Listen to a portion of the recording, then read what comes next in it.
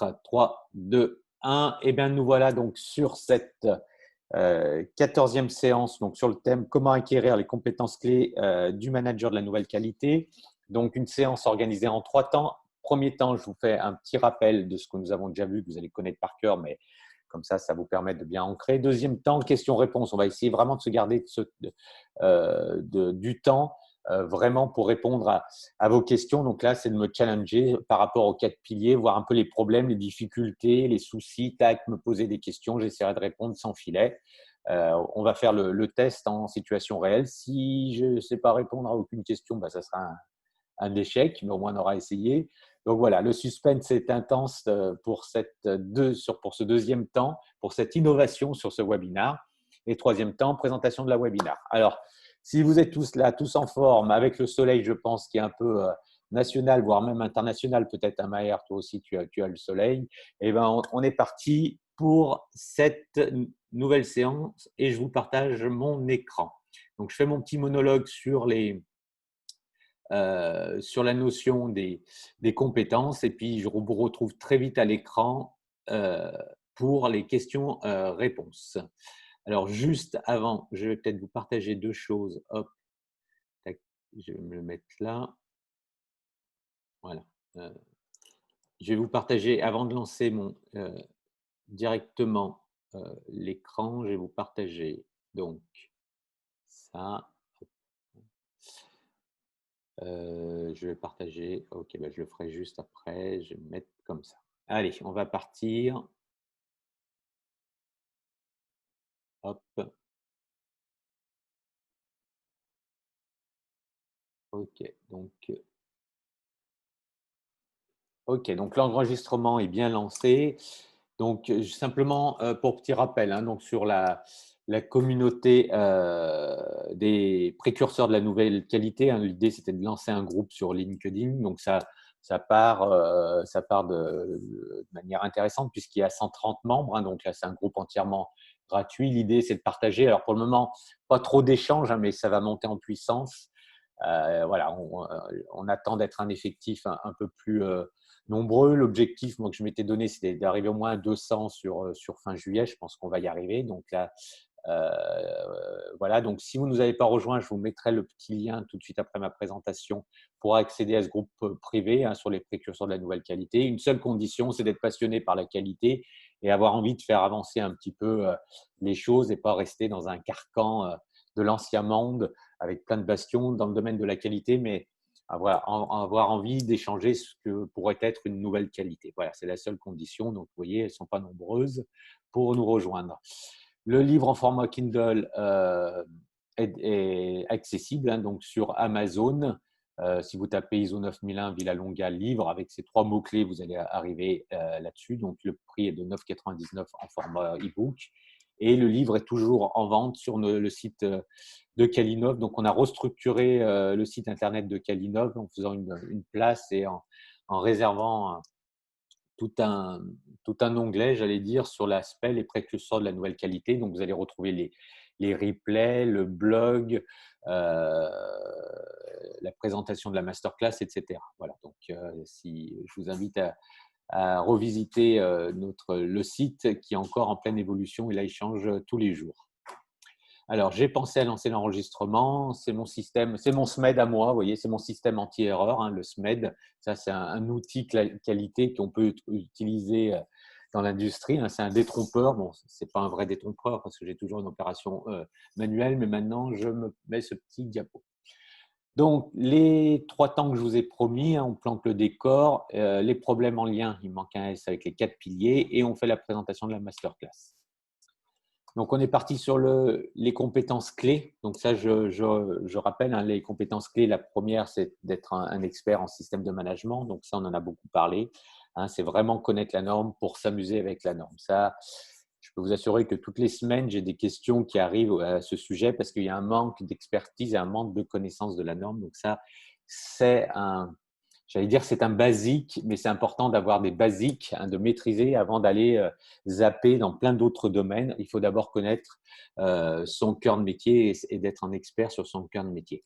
Ce cœur de métier est important, mais il faut avoir des inspirations, c'est-à-dire qu'il ne faut pas être être monoculturel, avoir qu'une seule vision des choses. Les inspirations que je vous proposais, moi, c'était de dire qu'il faut avoir des inspirations dans le monde de l'entrepreneuriat. Pourquoi des inspirations dans le monde de l'entrepreneuriat? Parce qu'il y aura de plus en plus de systèmes de management qui seront implantés dans des sociétés qui seront des nouvelles sociétés ou des sociétés en développement type start-up. Et si vous n'avez pas cette culture de l'entrepreneuriat un petit peu moderne, avec tout ce qui se passe dans le monde de l'entrepreneuriat, eh ben, ça peut être un peu un déficit en termes de compétences. Donc voilà, il faut savoir ce qu'est un pitch, il faut savoir ce qu'est un business canvas, il faut savoir, il y a plein d'outils qui arrivent de ce monde de l'entrepreneuriat. Je peux vous assurer que c'est une véritable source d'inspiration, même pour les grosses structures, notamment au niveau marketing et dans d'autres domaines. Autre type d'inspiration fondamentale quand on est un expert, c'est vraiment d'aller sur les composantes RSE. Donc ça, c'est important hein, d'avoir vraiment cette culture. Alors, quand je parle RSE, c'est pas de connaître la réglementation environnementale et sécurité par cœur. Hein. C'est vraiment être dans une logique plus globale de la RSE et plus stratégique et porter vraiment les valeurs de la RSE. Et le troisième point qui est aussi, troisième inspiration qui est fondamentale, c'est tout ce qui tourne autour du Lean et tout ce qui est les outils, les approches, la notion de valeur ajoutée, la notion d'efficacité, d'efficience qui sont portées par ces outils. Voilà. Donc, si demain le manager qualité est dans cette approche-là, c'est un expert en s'inspirant des trois sphères qui gravitent autour, là, je peux vous assurer que c'est vraiment un manager qualité de la nouvelle qualité et là, il sera vraiment en lien avec les besoins des organisations. Voilà, donc ça sera vraiment un véritable enjeu d'arriver à se positionner avec ces compétences. Sur la maison de la qualité qu'on a déjà vue, hein, donc d'avoir des soft skills, donc plutôt d'apprendre à apprendre, d'arriver à embarquer, d'arriver à fédérer. Donc là, c'est vraiment le savoir-être. Donc là, c'est aussi un point clé, ça je l'ai dit à plusieurs séances. Hein. Aujourd'hui, un recruteur, il ne va pas forcément vous acheter que vos compétences techniques, il va d'abord regarder et surtout s'intéresser à vos compétences, j'allais dire humaines, à vos valeurs humaines et sur votre capacité, sur votre savoir-être, ça c'est un point clé. Donc ça, c'est la base, c'est le fondement de la maison qualité que je vais vous présenter. Donc l'idée, et ça j'utilise ce terme qui est vraiment en lien avec la diapo d'avant sur les performances durables, donc la performance dans une logique vraiment lean et puis durable dans une logique un peu aussi une inspiration plus RSE. Voilà. Donc l'idée, c'est vraiment d'être dans ces logiques-là. Et pour atteindre cette performance durable, eh bien, moi, je vous propose 4 piliers en termes d'expertise sur le système de management. Donc, être en mesure d'aligner un système de management sur la stratégie, les enjeux d'une organisation, mais j'allais dire plus loin que dans la… Est-ce que ça, vous pourrez me dire, bah oui, dans l'ISO 9001, c'est déjà inclus dans la version 2015, entièrement d'accord, mais c'est vraiment de l'intégrer, de s'en imprégner et que ce ne soit pas simplement une simple surcouche ou une greffe qui existe au niveau de l'organisation, mais une véritable intégration. Donc, on va voir. Deuxième pilier, c'est vraiment, ça j'en ai parlé aussi et on va le passer en revue, hein, c'est vraiment tout ce qui est être en mesure de piloter une démarche processus qui contribue à la performance d'une organisation. Donc ça, c'est également un point, un point clé. Je pense vraiment qu'au niveau process, il y a encore un travail énorme. On a du mal à faire un véritable management des processus dans les organisations. Ça aussi, j'ai eu l'occasion de le dire. On est plutôt dans une approche processus. C'est-à-dire qu'on est venu greffer quelque chose sur de l'existant. Là, l'idée d'être vraiment dans un management total des processus, ça veut dire que c'est vraiment un vrai outil de pilotage et que c'est vraiment avec un sponsor essentiel qui est la direction ou le CODIR, qui est vraiment sponsor de cette démarche. Voilà. Donc ça, c'est vraiment un point clé. Demain, pour moi, le manager qualité de la nouvelle qualité, c'est celui qui est un pro au niveau des process. Pourquoi? Parce que les process, c'est vraiment les processus, c'est vraiment la vision transverse d'une organisation et cette vision, elle sera de plus en plus transverse. Elle ne sera pas que cloisonnée service par service, territoire par territoire. À un moment donné, on a vu les limites d'un système territorial hein, avec des services qui délimitent des territoires. Ici, c'est chez moi et pas chez toi, tu ne mets pas les pieds, avec un peu des petits royaumes que l'on crée au sein des organisations. Tout ça va être certainement amené à évoluer parce que tout ça, c'est pas forcément dans une logique de performance durable, hein, c'est dans une logique, je défends mon territoire, mon royaume, je me suis battu pour avoir mon royaume et mon territoire avec tout ce qui va dessus. Les process, c'est transverse, c'est orienté plus sur la performance de l'organisation. Donc ça, c'est vraiment un facteur clé de succès. Quand on est un pro des process, on est un manager qualité qui a vraiment une valeur ajoutée importante. Voilà. Mais ce que je veux dire, c'est vraiment être un pro. C'est pas avoir des connaissances sur les process, c'est pas avoir des connaissances type ISO 9001, c'est vraiment être un pro sur le management des process. Et la nuance, elle est vraiment subtile. D'un côté, vous êtes ceinture blanche ou ceinture jaune, si je fais une analogie avec les arts martiaux. De l'autre côté, vous êtes black belt, c'est-à-dire vous êtes un pro. Voilà. C'est exactement la même chose dans le sport, hein. Il y a des débutants et il y a des pros et des experts. Voilà.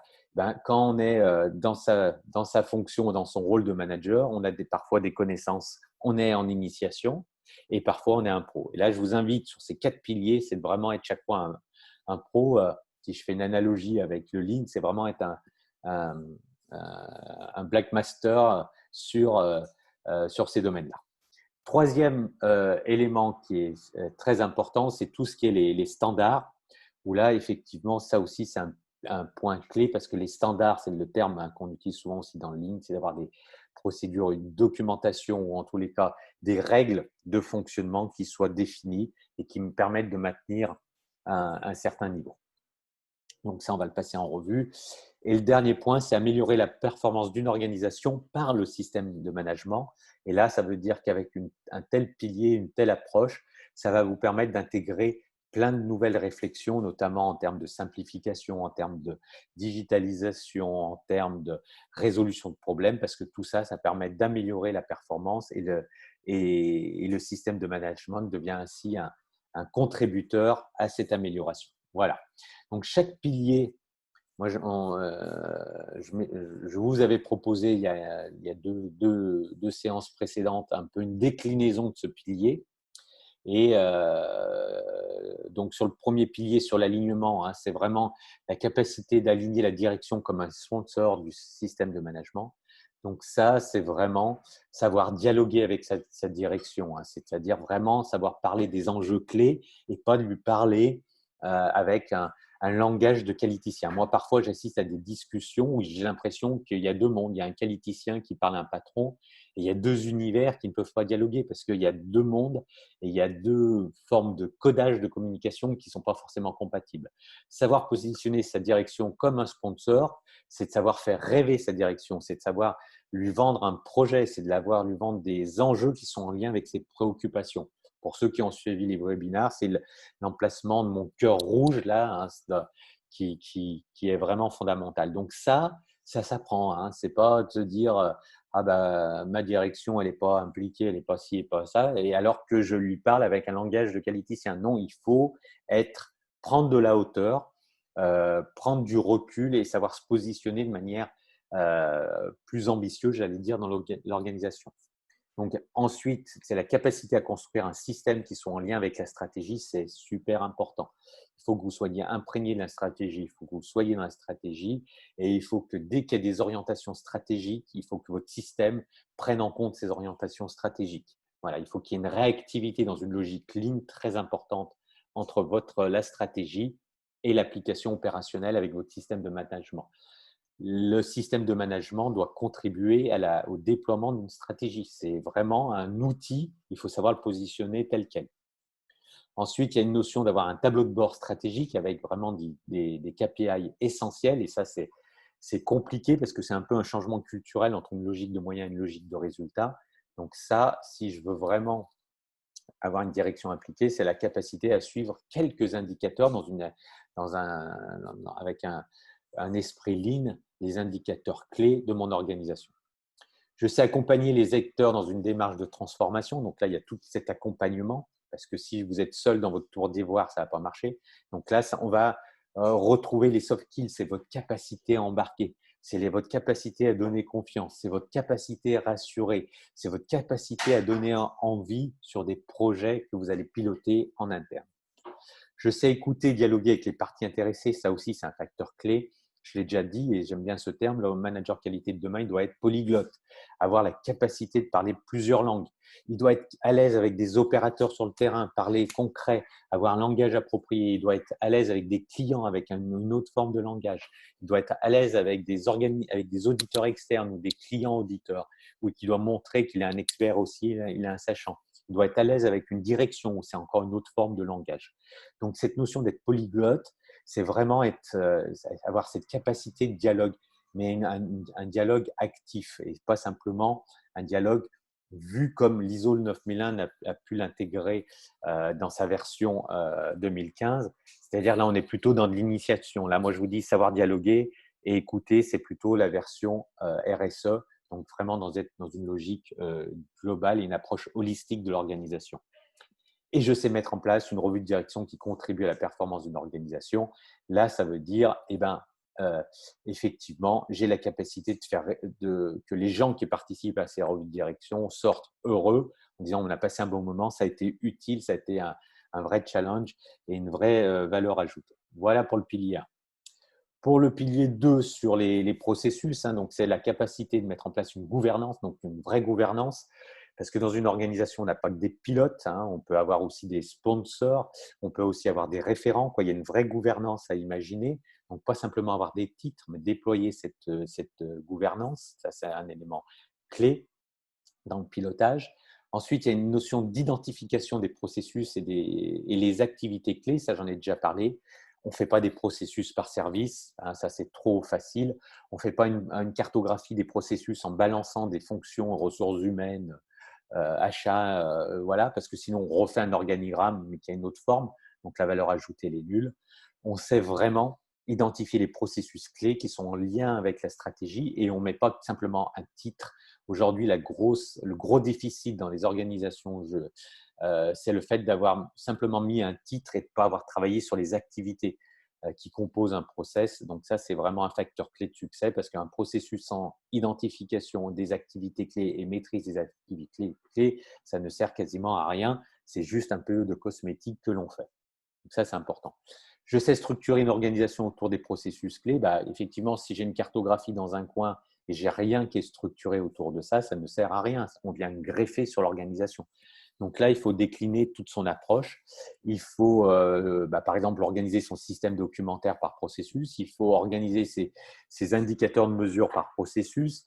Il faut organiser ses plans d'amélioration par processus, etc. Donc, il faut vraiment que le process soit vraiment utile à un pilotage effectif de tout ça.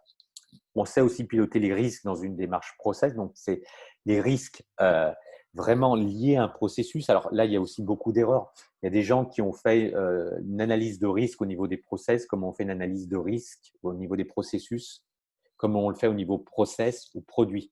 C'est-à-dire qu'ils se sont dit, finalement, il y a l'AMDEC qui peut être intéressant au niveau process ou produit, ou au contraire, qui ont benchmarké du côté sécurité avec cette analyse de risque avec le document unique et qui ont refait une même approche en disant quelle est la gravité avec des échelles, quelle est l'occurrence, quelle est la détectabilité, etc. Et il fait des multiplications, etc.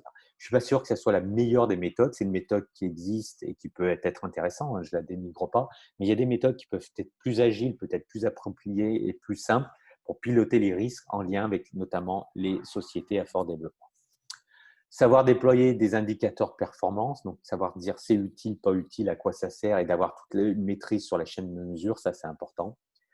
Et enfin, je sais piloter une revue de processus à valeur ajoutée. Donc là, c'est vraiment une revue de processus qui est vraiment un moment attendu dans une organisation qui est vraiment à valeur ajoutée. Donc ça, ce n'est pas un tête-à-tête avec le pilote. Il faut inviter des clients et des fournisseurs internes du processus. C'est vraiment une opération hélicoptère. C'est je regarde mon process, je regarde ce qui marche bien, les plus, je regarde les facteurs, les progrès qui ont été réalisés. Et puis d'un autre côté, je regarde encore tout ce qui peut être les points de vigilance ou les points encore à risque. Et là-dessus, je mets encore des démarches d'amélioration. Voilà. Donc, une vraie revue de processus, c'est vraiment un moment privilégié d'amélioration de mon process, mais une amélioration en prenant de de la hauteur. Donc, ce pilier numéro 2, savoir vraiment piloter un management des processus est un facteur clé de succès. Le pilier numéro 3, c'est tout ce qui est la notion des standards. Donc là, hein, c'est vraiment arriver à définir des standards dans une organisation parce que les standards rassurent et permettent de définir des règles formalisées, éviter de rester dans une culture purement verbale. Voilà. Donc aujourd'hui, ce qui est important, c'est qu'avec les outils qui existent aujourd'hui, voilà, c'est comment arriver à passer d'une approche standard peut-être avec une approche de type suite bureautique. Alors, ce que j'appelle la suite bureautique, c'est Word, Excel, avec une conception de standard avec un peu plus moderne. C'est-à-dire que aujourd'hui, je pense qu'il faut repenser un peu sa façon de faire les standards, aussi bien sur le fond, sur la conception des standards, que sur la mise à disposition des standards, la publication, etc. Donc là, il faut garder vraiment une approche très marketing, c'est-à-dire comment s'intéresser à comment rendre attractifs les standards et que les gens aient tout de suite l'information. Donc, ça veut dire qu'il faut peut-être changer de support, j'en ai déjà parlé, hein, c'est peut-être passer à certains moments, lorsque c'est justifié, à des supports plus numériques. Ça peut être peut-être demain de la vidéo, ça pourrait être de l'animation, hein, des écrans enregistrés comme je suis en train de le faire, ou autre forme, pour faire passer un message. C'est-à-dire, c'est quel message je dois faire passer. Une fois que ce message à faire passer est clair, c'est quel est le meilleur support qui soit approprié. Voilà. Je mets toujours un point de vigilance parce que dès qu'il y a des nouveaux outils, ça fait un peu des gadgets et souvent on s'approprie le truc sans prendre un certain nombre de règles. Voilà. Un point clé, si vous voulez faire de la vidéo, parce que je commence à le voir, ne faites pas des vidéos pour expliquer un mode opératoire 35 minutes ou de 50 minutes ou de 60 minutes. Les gens n'iront jamais. Il faut que ce soit aussi des vidéos courtes, que ce soit des vidéos qui soient attractives, courtes, et que vous faites une vidéo parce que le papier ne permet pas de répondre aux besoins ou pour présenter la pratique. Hein. Ça peut être la même chose avec des copies d'écran. Voilà. Là, je vous avais déjà donné l'exemple hein, sur la tente Keisha de Decathlon, la tente 2 secondes, là où il faut la déplier, c'est bien 2 secondes, mais la replier quand il faut faire le système en 8. Il y a bien le mode opératoire, il y a bien le standard qui est présent dans la tente, mais si vous devez mettre en œuvre ce standard pour l'avoir testé, je peux vous assurer que ce n'est pas facile de reproduire un geste avec des images. Voilà. Alors que si vous allez sur YouTube et vous prenez la vidéo que comment on replie une tente, et ben là, vous allez reproduire le geste. Voilà. Et là, moi, c'est la première fois en allant sur YouTube que j'ai pu reproduire ce geste-là. Je n'arrivais pas à le reproduire avec le standard qui est bien présent, le mode opératoire qui est présent dans la tente. Donc, tout ça, ça veut dire quoi? Ça veut dire qu'il y a des moments pour expliquer des choses, ben le papier ou le support ou le dessin même, parce que c'est un dessin dans l'exemple que je vous ai donné, n'est pas approprié. Il faut trouver d'autres supports et aujourd'hui, la technologie nous le permet. Donc, le manager qualité de demain, la nouvelle qualité, doit s'inspirer de ces nouvelles formes pour vraiment rendre attractif l'information qu'il va produire. Et ensuite, il faut que cette information soit intuitive et qu'elle arrive assez facilement aux utilisateurs. Voilà. Donc ça, il faut éviter, dans la mesure du possible, si vous avez les outils, d'avoir une multitude de répertoires pour trouver l'information qui soit cachée, enfouie à un bon endroit. Voilà. Donc tout ça, c'est de se dire qu'il y aura une évolution en tous les cas sur cette approche des standards et j'en ai fait le troisième pilier. Et le quatrième pilier, c'est cette logique de performance. Donc la performance ne peut pas être réduite à la performance telle qu'elle existe dans l'ISO qu'avec les outils de l'ISO, c'est-à-dire les audits, c'est-à-dire les actions correctives. D'accord? C'est assez restrictif. Donc là, l'idée, c'est vraiment de reprendre un certain nombre de principes. Donc là, dans ce que je vous dis, je vous reparle des audits, savoir réaliser des audits à valeur ajoutée. Donc ça, c'est aussi important, c'est-à-dire savoir réaliser des audits de conformité, c'est bien. Réaliser des audits d'efficacité, c'est bien, c'est mieux. Mais aussi, il y a la réalisation d'audits dans une logique aussi de performance, c'est-à-dire qu'une fois que mon standard est bien maîtrisé, qu'il est efficace, est-ce qu'il est bien efficient? Donc ça aussi, il y a cette approche de l'audit qui peut être intéressante. L'optimisation de la gestion des actions, parce que ça, j'en ai parlé, on ne peut pas gérer des actions dans un fichier Excel avec une info qui est enfouie et avec un tableau multidimensionnel. Donc là, il faut vraiment être dans une logique d'optimiser cette gestion des actions. La simplification, ça va être le nerf de la guerre des organisations qui sont complexes, parce qu'on est arrivé aux limites euh, parfois des organisations, parce qu'on est toujours dans une logique du toujours plus, toujours plus, toujours plus. Et à un moment donné, ce n'est pas du toujours plus qu'il faut faire, c'est du toujours mieux. C'est-à-dire, est-ce qu'à un moment, je ne peux pas simplifier? Est-ce que je ne suis pas allé trop loin? Quelque chose qui était justifié il y a 3-4 ans, est-ce que j'en ai toujours besoin? La démarche de résolution de problèmes, on en a également parlé. Donc là, c'est vraiment pas simplement la logique non-conformité et action corrective, hein, c'est vraiment une démarche de résolution de problèmes dans une logique ligne, c'est d'aller vraiment beaucoup plus loin. Ensuite, il y a la notion aussi de digitalisation. On a aussi vu que la digitalisation ne pouvait pas être absente d'un programme d'optimisation, que le manager qualité était aussi concerné par cette digitalisation. Voilà. Et puis après, il y a tout ce qui est le mode agile, l'idéation, le test and learn. Là aussi, on en a parlé, l'idée, c'est de garder en efficacité. Voilà. Et enfin, cette notion de projet collaboratif. Donc, tout ça pour vous dire que ces 4 piliers que nous avons vus, on avait fait un petit sondage. Et puis, que l'idée, c'était de dire, est-ce que vous avez totalement acquis? Donc, je crois qu'il y avait une 50aine de réponses. Donc, c'est en vert. Acquis en renforcé, c'était suite en orange. Et puis, en cours d'acquisition, c'était en rouge. Voilà. Donc, ce qui sortait en tête, c'était déployer c'était là que vous vous sentiez, en tous les cas, sur l'échantillon le plus à l'aise. 2, c'était sur les process, ce qui est normal, hein, puisqu'avec l'ISO. 3, c'était sur la stratégie. Et 4, c'était sur la performance, mais au sens où je vous l'ai présenté en intégrant un certain nombre d'outils.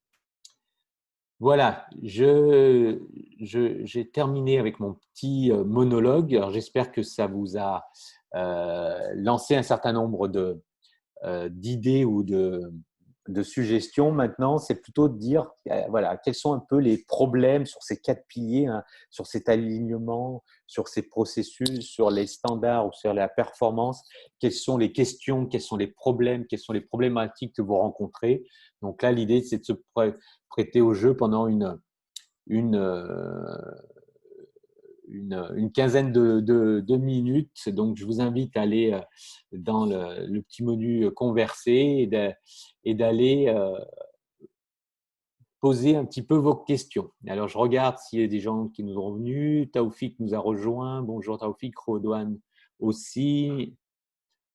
Est-ce qu'il y a des questions là-dessus? Quels sont les problèmes? Quelles sont les difficultés que vous rencontrez autour de ces 4 piliers, hein, de la nouvelle qualité? Alors, est-ce qu'il y a des questions?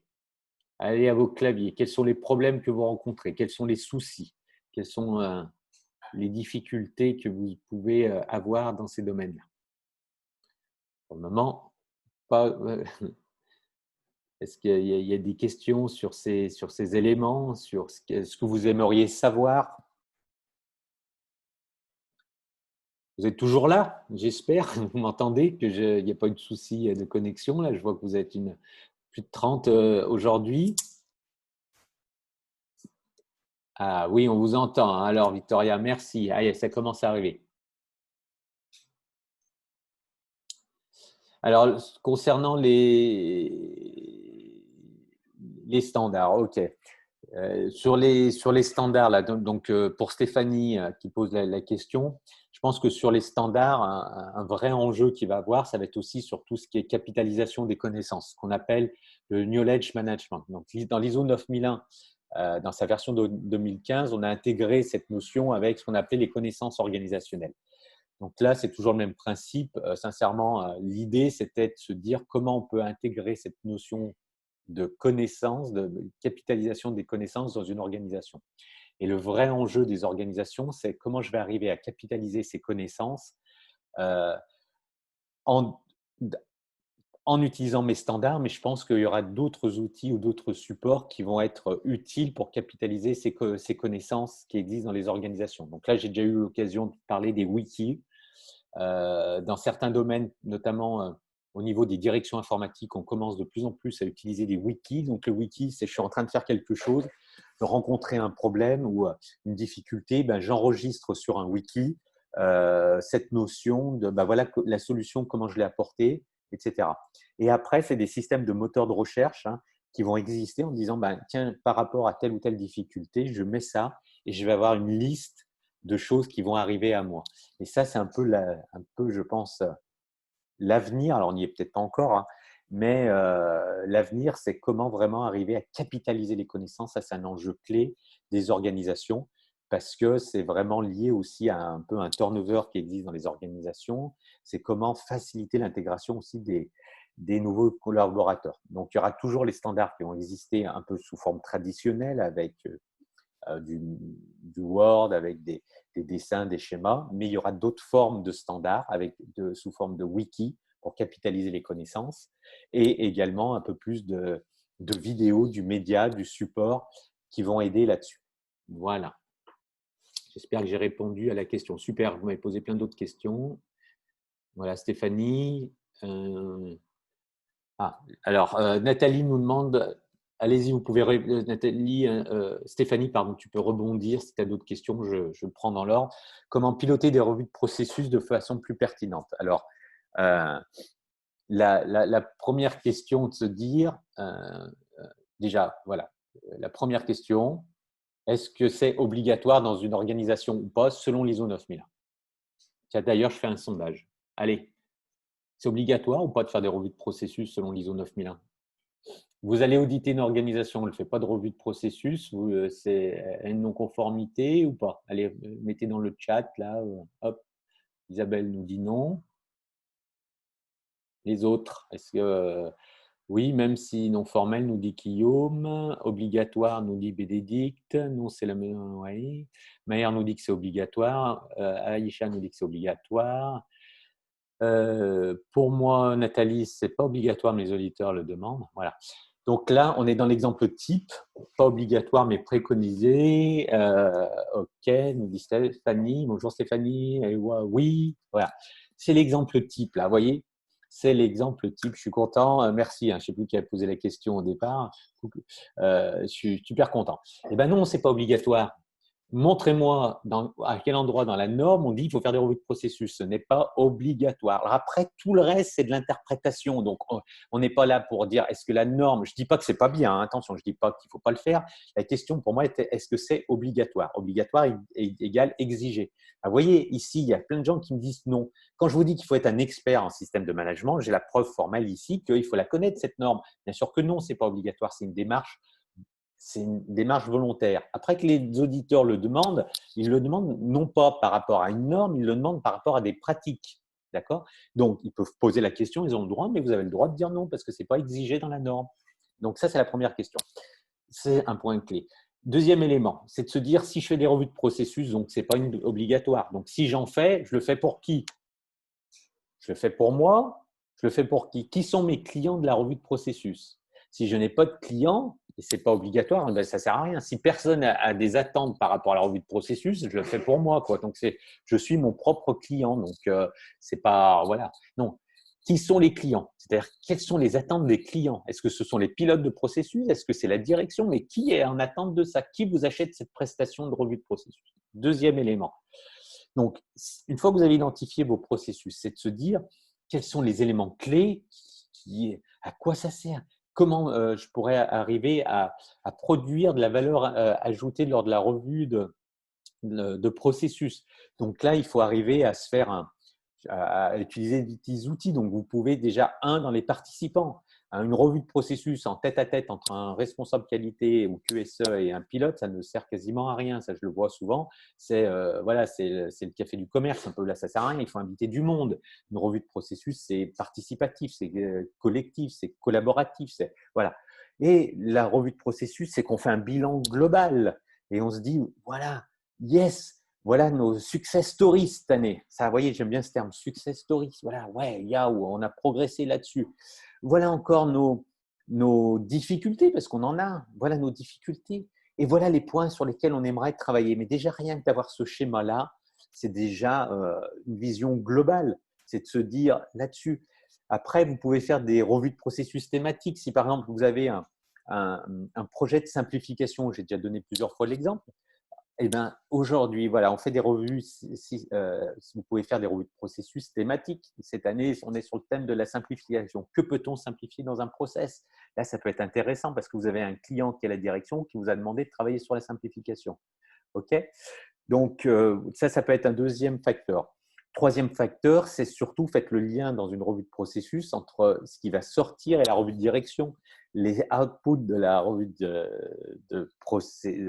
processus deviennent les inputs de la revue de direction.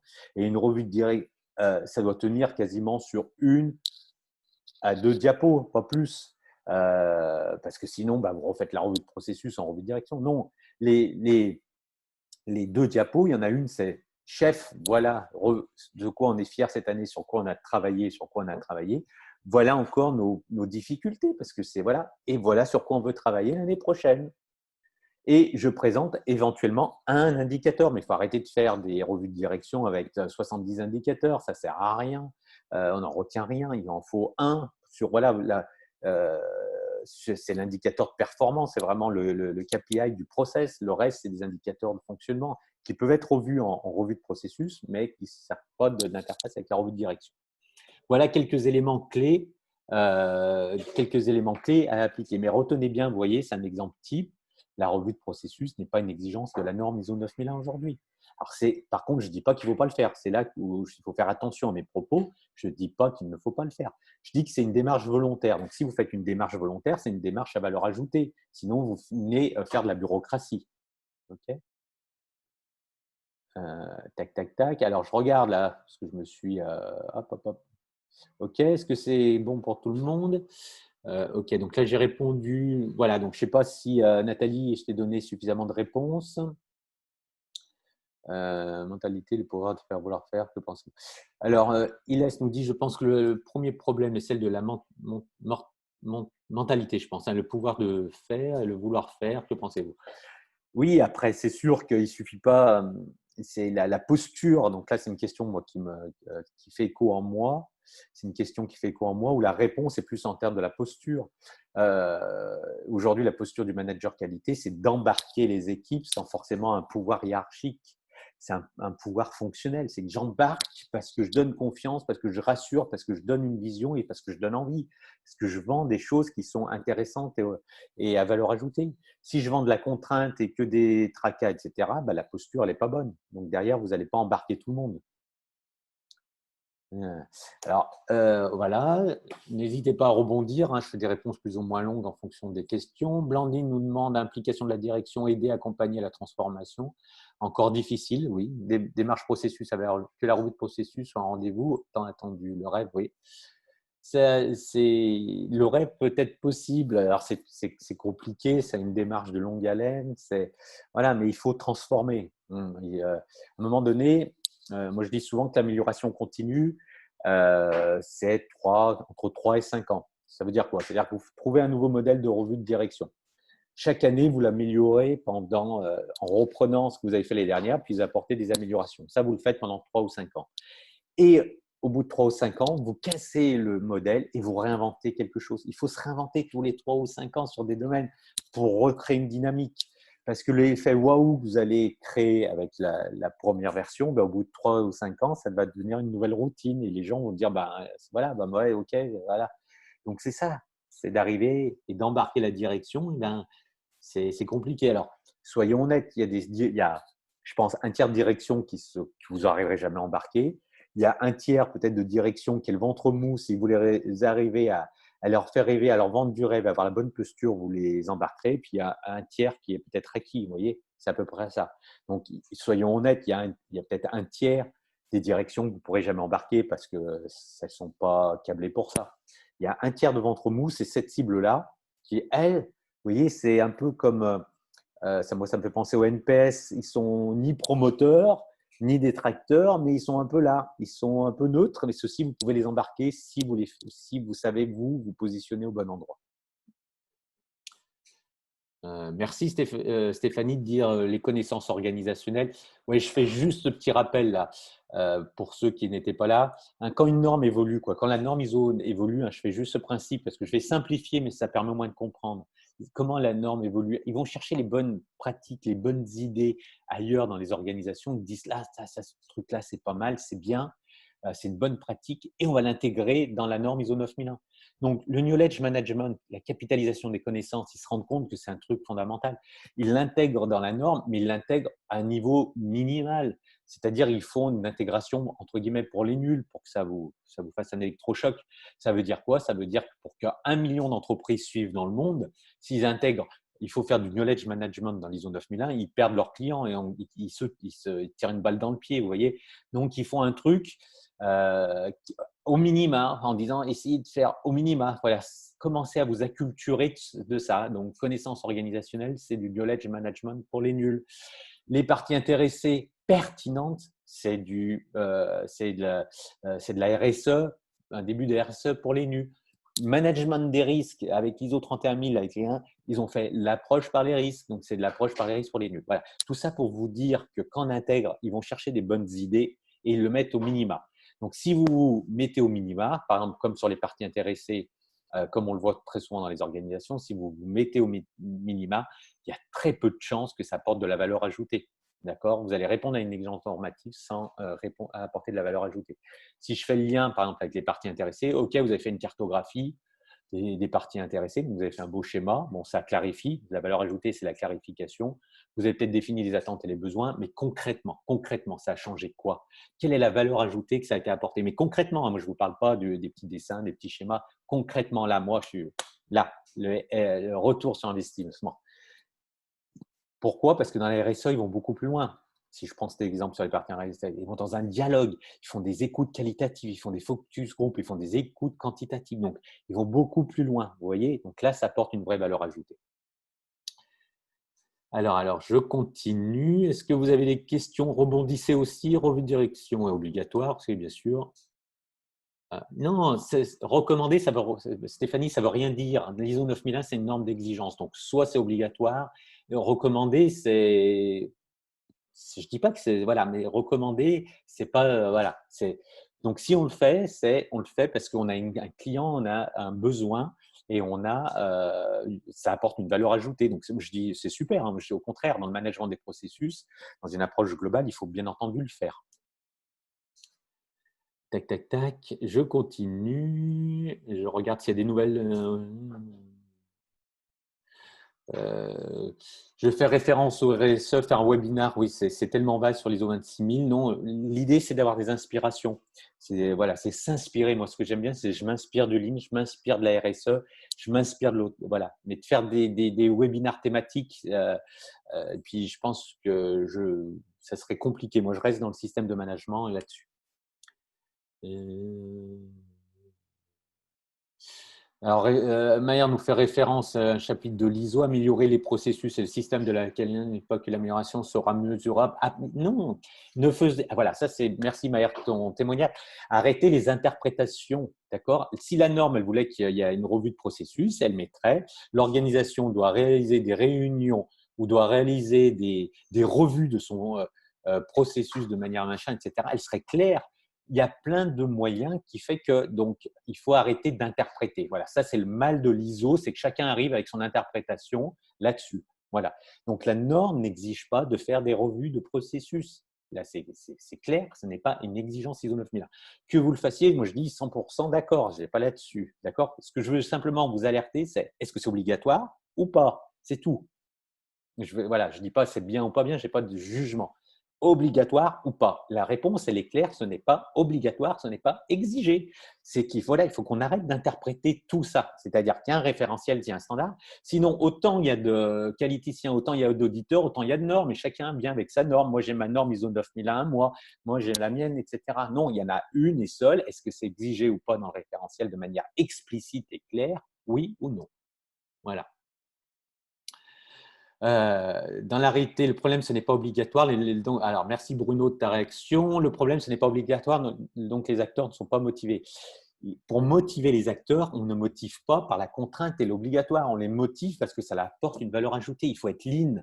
Il faut être lean dans sa tête, il faut être lean dans son esprit. On ne motive pas les acteurs par l'obligatoire, parce que ça, c'est de la réglementation. Et sincèrement, on ne fait pas rêver les gens par de la réglementation. On les fait rêver parce que ça leur apporte une valeur ajoutée. Donc, il faut prendre le problème différemment. Il ne faut pas leur dire, tu dois le faire parce que c'est obligatoire, parce que sinon, ils le font comme des petits soldats qui obéissent, mais ils le font sans état d'esprit, ils le font sans intelligence. Ils le font parce qu'il faut le faire. Et puis, ils montent leur revue de processus parce que je suis un bon petit soldat et puis j'ai répondu tous les onglets, mais je m'en fous de ton truc, là, ça ne me sert à rien. Donc, changer d'état d'esprit, on ne le fait pas parce que c'est obligatoire, on le fait parce que ça apporte une valeur ajoutée. Soyez lean en état d'esprit. Nathalie dit merci pour les pistes. Ok, bah, c'était oui. Alors, Taoufik qui me dit dans un établissement public, alors je ne sais pas si Taoufik, si tu es en France ou pas, c'est défini par le gouvernement, oui, mais derrière, on a toujours une déclinaison. Par exemple, dans certains domaines, on va avoir des projets d'établissement. Les projets d'établissement sont en lien avec une stratégie qui peut être gouvernementale, mais là-dedans, on trouve de la matière. Hein. Blandine, oui, se réinventer, c'est bien cela et c'est bien l'esprit des précurseurs, oui, c'est bien ça. C'est bien ça. Donc, à un moment, ça déstabilise, mais il faut arrêter, il faut arrêter un peu les croyances. Moi, ce que je veux, c'est vous alerter sur le fait que dans cet nouvel état d'esprit, c'est de se dire on ne fait pas les choses parce que c'est obligatoire, forcément, hein, on les fait parce que c'est exigé. Vous voyez, la norme, elle veut une revue de direction. Ben, elle l'a dit, elle le dit, je veux une revue de direction. Si elle voulait une revue de processus, elle l'aurait dit, elle ne se serait pas pris la tête, elle aurait créé un chapitre, je veux une revue de processus. Ben, on arrête toutes les interprétations, chacun y va là-dessus. Moi, c'est ce qui m'épuise un peu, c'est que chacun interprète la norme un peu comme il l'entend et comme ça l'arrange. Voilà. Donc ça, c'est pour ça que dans mon gros pavé, être expert en système de management, c'est de maîtriser la norme, exigé ou pas. Donc si c'est pas exigé, si je le fais, c'est qu'il y a un besoin et que ça apporte une valeur ajoutée. Sinon, je fais de la bureaucratie, je fais du gras et je suis pas dans du lean. Avez-vous un petit, allez, encore une. Autrement, je présente la masterclass. Ok. Je ne sais pas si ça vous a intéressé les questions-réponses, ça permet de pouvoir étayer. Là, je ne vois pas de réaction. J'espère que vous n'êtes pas tous partis parce que je vous ai un peu chahuté là ce matin. Oui, le mot qualité pose problème. Alors ça, je l'entends depuis pas mal d'années. Il y en a qui parlent de performance. On a essayé pas mal de choses finalement.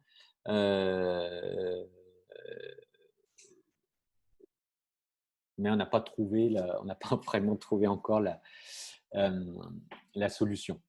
Oui, José, tu me dis page 290, transformation. Oui, là, je parle de direction de la transformation. C'est une réalité, c'est vu sur le terrain. La direction de la transversalité, l'idée, c'est d'embarquer toutes les fonctions qui contribuent à ça.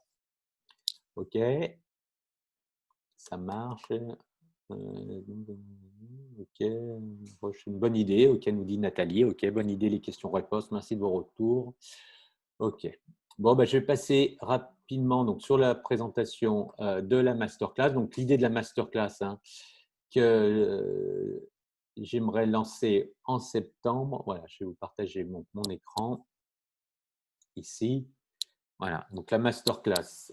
Hop, ça en était là. Donc, l'idée, hein, c'est vraiment devenir un expert en système de management pour accompagner la transformation des organisations. Donc, l'idée, c'est vraiment être un manager de la nouvelle qualité, quoi, un manager vraiment agile, vraiment pour booster la qualité dans les organisations et trouver une autre posture. Donc, dans ce qui est prévu dans cette masterclass, donc il y aura des visioconférences, où les visioconférences, je vais plus les organiser un peu sous forme questions-réponses, puisque c'est le principe de la classe inversée. C'est-à-dire que je vais mettre à disposition une plateforme d'apprentissage, d'e-learning, où vous allez avoir de la matière, donc il y aura un travail à faire personnel, ça va vous faire réagir, et à côté, donc, de faire un rappel des classes virtuelles et surtout d'être dans une logique question-réponse. Voilà ce que je fais, comment il faudrait faire, etc. Puisqu'on sera en comité plus restreint, donc ça sera des échanges beaucoup plus directs. Donc, ce que j'ai prévu, il y aura 6 ou 7 classes virtuelles, donc des séquences de 2 heures comme on le fait aujourd'hui, mais au lieu d'être sur 1 heure, sur 2 heures. Donc, ça nous laissera 2 fois plus de temps. Il y aura un module d'e-learning. Il y aura une relation aussi entre les apprenants. L'idée, c'est de créer vraiment une petite communauté puisqu'on sera ensemble entre 6 et 7 semaines. Donc, l'idée, c'est qu'il y a des échanges entre les membres aussi pour pouvoir échanger parce que c'est ce qu'on appelle le social learning, hein. On n'apprend pas qu'avec un enseignant ou un professeur, comme on disait autrefois, on apprend aussi par les autres et par le retour d'expérience des autres. Donc, c'est créer un peu une communauté autour de ça. Donc, ça sera 6 semaines pour mettre en œuvre ce programme avec une réunion hebdomadaire donc tous les vendredis matins sur des classes virtuelles, de faire un peu d'e-learning avant. Donc, ça représentera en totalité environ 21 heures de formation. Donc, les 3 niveaux d'approche, la plateforme d'apprentissage. Donc là, vous êtes autonome, c'est ce qu'on appelle dans l'entrepreneuriat, un peu dans la nouvelle terminologie, une approche asynchrone. Asynchrone, ça veut dire que vous avez accès à 24 sur 24 et que vous pouvez vous connecter tant que vous le voulez. Les ressources sont à votre disposition. Ça, la version 1, on est sur de l'asynchrone. Le 2, la classe virtuelle, là, on est plus sur de la présence des jours et des heures fixes. Donc, ça sera tous les vendredis pendant 6 à 7 semaines en fonction de la formule choisie. Où là, ça sera une partie information, là, comme je l'ai fait un peu aujourd'hui, vous voyez, sur des thèmes. Et deuxième partie qui sera vraiment ces questions-réponses, mais alors pas que dans le chat. Là, comme on sera un effectif réduit, l'idée, c'est on ouvre les vidéos là et puis vous posez vos questions et on fait vraiment comme si on était en formation et chacun bénéficie là-dessus. Voilà.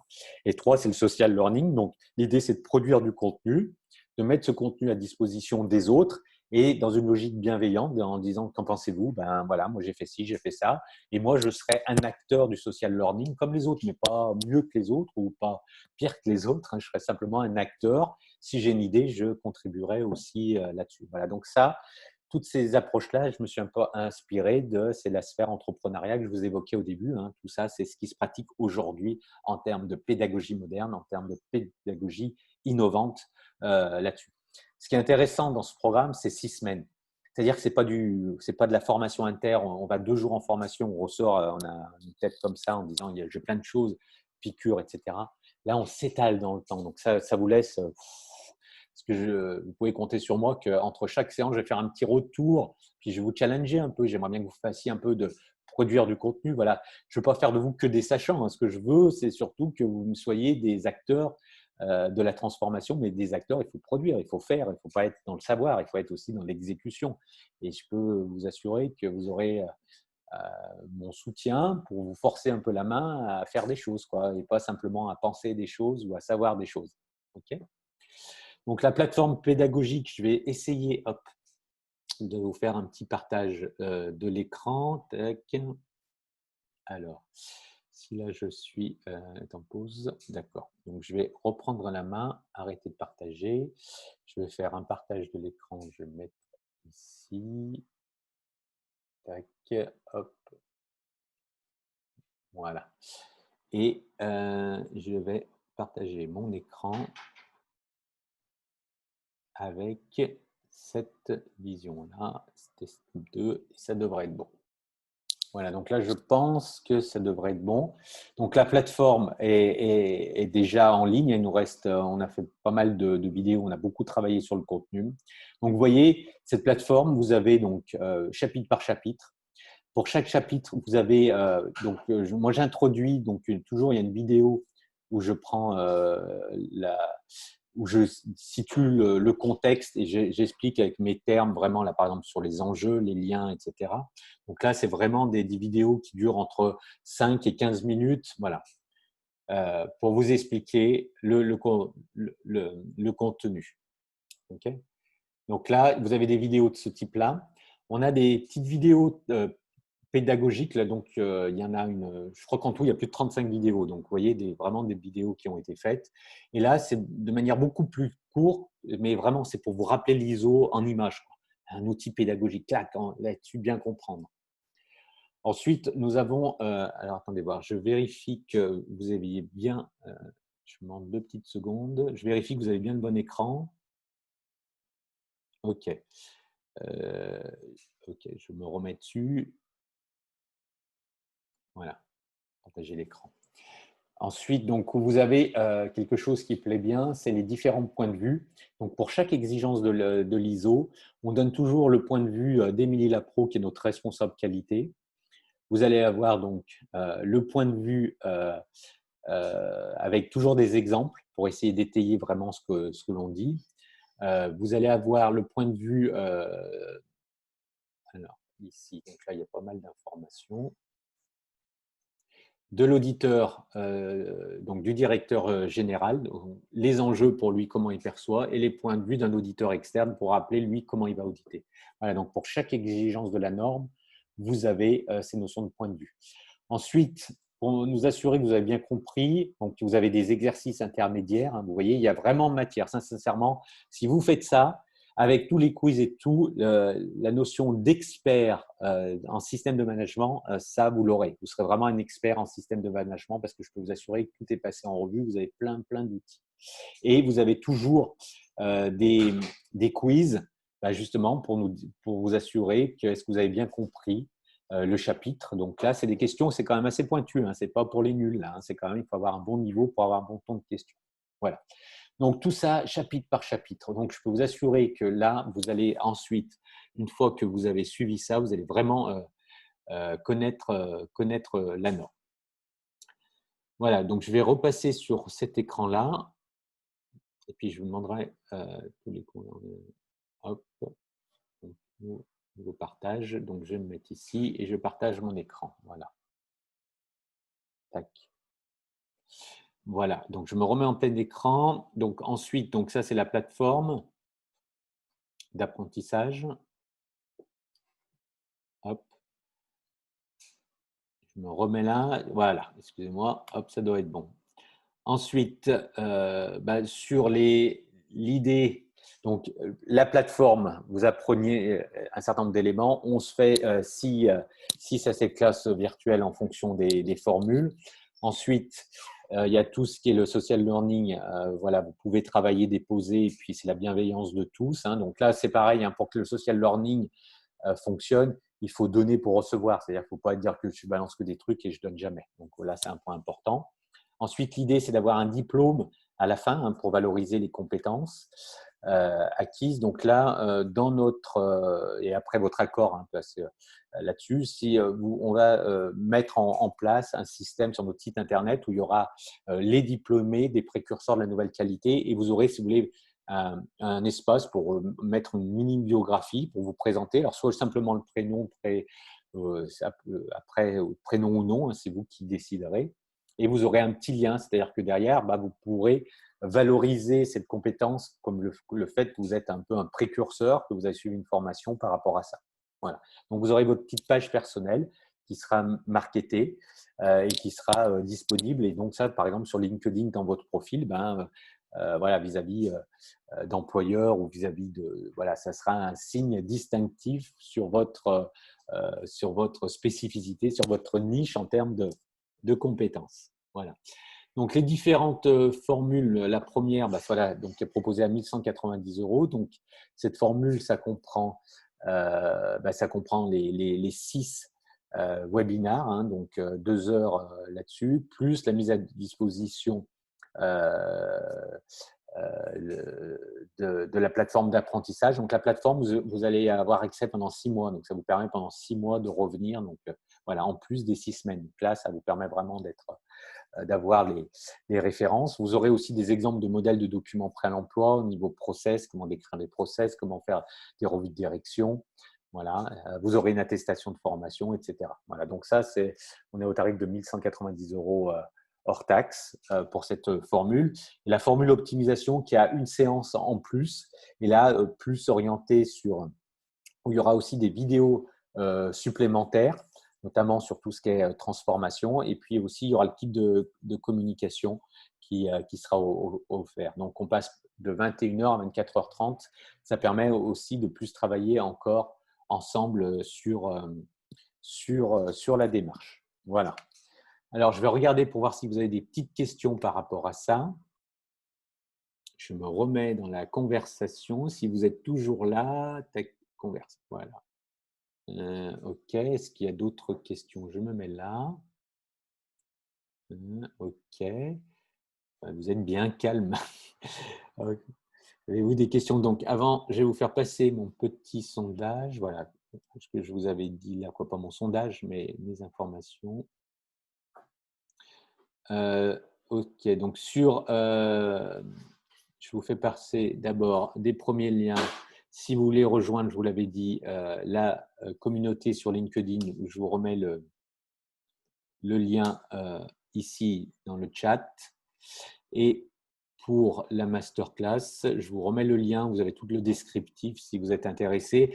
Alors, elle commence le 4 septembre. Donc, voilà, donc on est vraiment dans les phases d'enregistrement ici. Voilà.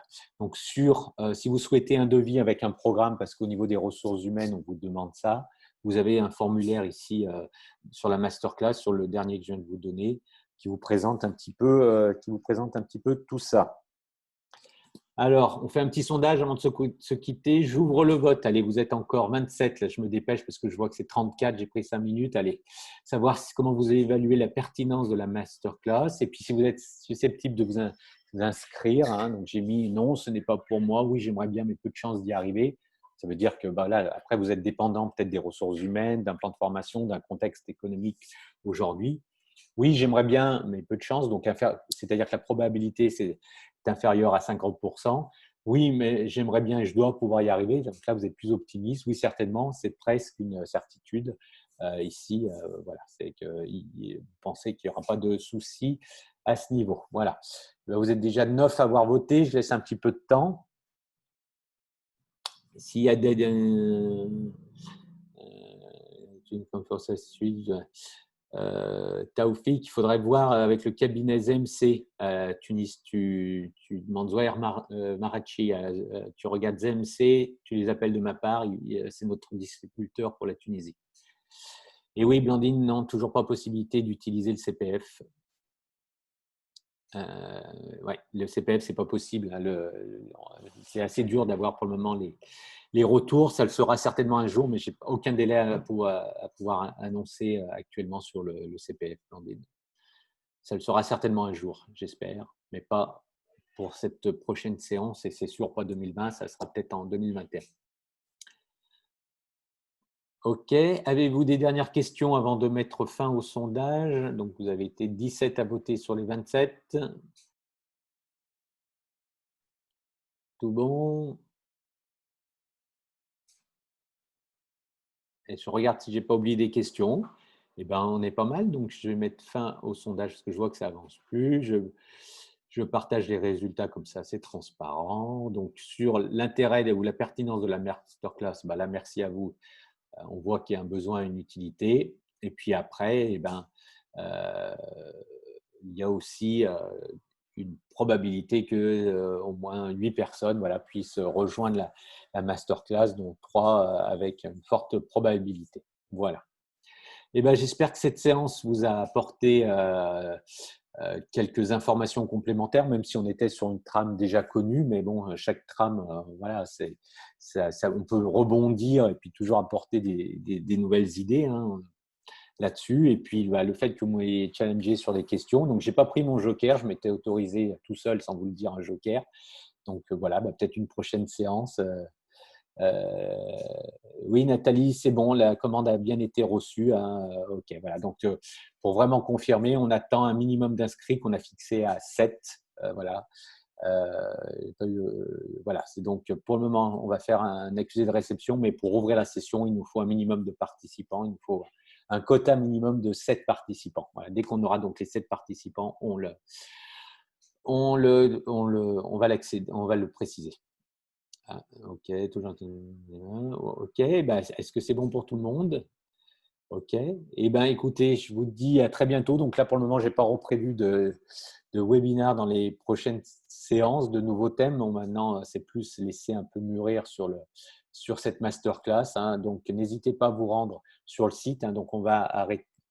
Fin juillet, on saura si on peut l'ouvrir ou pas, je pense, en fonction du nombre de participants qui auront confirmé leur adhésion. Et je regarde si je n'ai pas de dernière question avant de rendre l'antenne. Ok. Bon, ben, merci à toutes et à tous pour votre participation. J'espère que vous avez encore appris un certain nombre de choses. Merci pour vos questions. Merci pour vos réactions. Et puis, je vous dis à très bientôt pour une prochaine séance. Merci à vous. Au revoir et bonne journée. À bientôt.